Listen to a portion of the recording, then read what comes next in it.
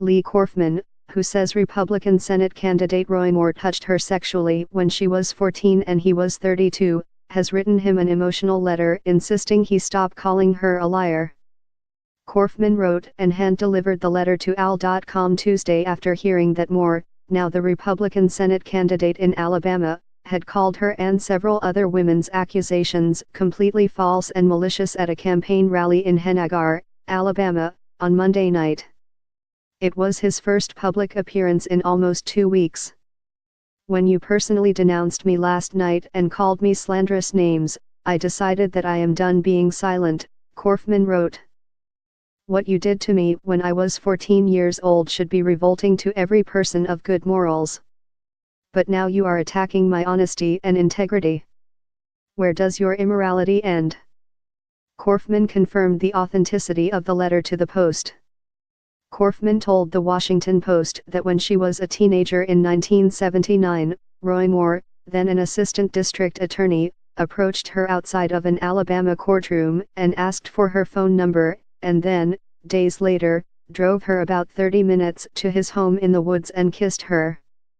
On a second visit, he took off his shirt and pants and removed his clothes, then touched her over her bra and underpants, she says, and guided her hand to touch him over his underwear. Several other women have since accused Moore of pursuing them when they were teenagers when he was in his early 30s. Moore has denied the allegations. His campaign has begun to fight back, and in a recent ad, Republican women defend Moore, saying that the establishment is trying to stop him.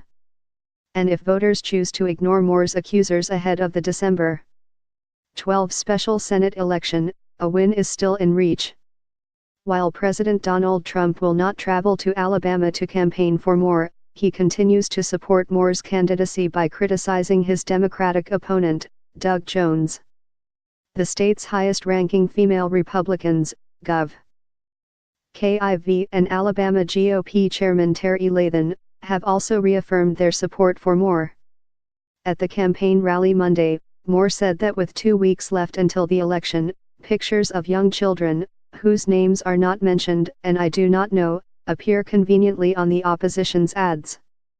These allegations are completely false. They are malicious. Specifically, I do not know any of these women nor have I ever engaged in sexual misconduct with anyone, he said. Korfman in the letter said she was not getting paid to speak up or getting rewarded by Moore's political opponents, adding that what you did to me when I was 14 years old should be revolting to every person of good morals. Here is the letter in full. Mr. Moore, when the Washington Post approached me about what you did to me as a child, I told them what happened, just as I had told family and friends years before. I stand by every word. You responded by denying the truth. You told the world that you didn't even know me. Others in recent days have had the decency to acknowledge their hurtful actions and apologize for similar behavior, but not you.